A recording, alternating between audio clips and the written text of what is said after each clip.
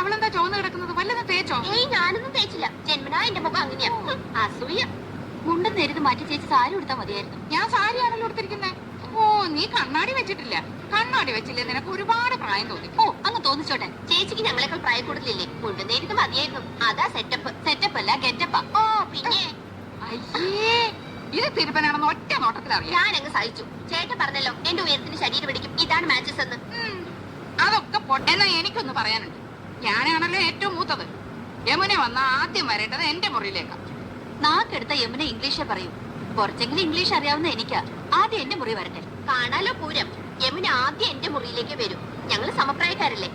ഭാഗ്യദോഷത്തിന് ഞാൻ സിനിമാ നടിയായില്ലെന്നുള്ള കാര്യം യമുനയ്ക്ക് അറിയാം. അത് ശരി. ഇതെന്താണ്?